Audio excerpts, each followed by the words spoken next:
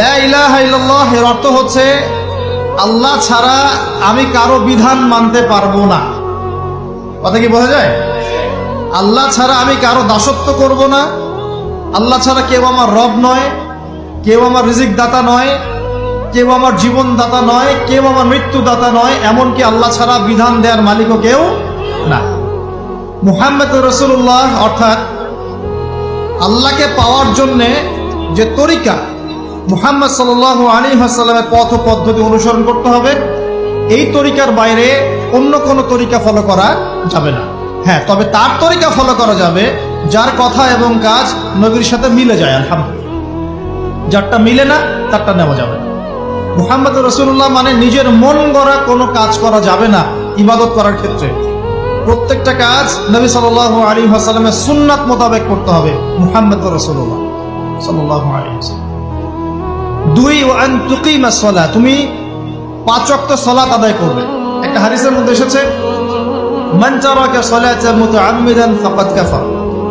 নবী সাল্লাল্লাহু আলাইহি ওয়াসাল্লাম বলেছেন, কোন ব্যক্তি যদি, মুসলিম ব্যক্তি, ইচ্ছাকৃতভাবে তার উপর অর্পিত ফরজ নামাজ ছেড়ে দেয়, সে ব্যক্তি কুফরি করলো। কি করলো?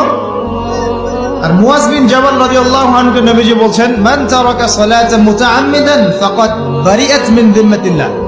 যে ব্যক্তি তার উপর অবধারিত ফরজ নামাজ ছেড়ে দেয়, সে যেন আল্লাহর জিম্মেদারি থেকে মুক্ত হয়ে গেল।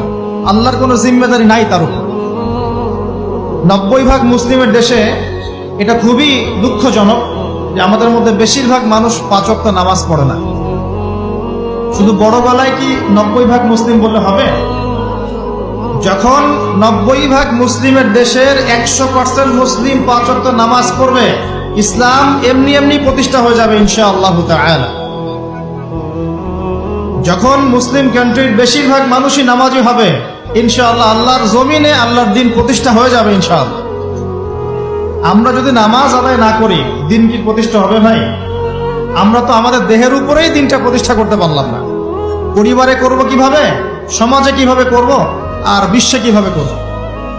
তবে আলোচনার একটা উদ্দেশ্য বলে দিয়ে থাকি, আগেই বলে দিই, ইসলাম দিয়ে পৃথিবী শুরু হয়েছে, নবী দিয়ে সভ্যতা শুরু হয়েছে, ইসলাম দিয়েই পৃথিবী শেষ হবে, নবী দিয়েই সভ্যতা শেষ হবে ইনশাআল্লাহ।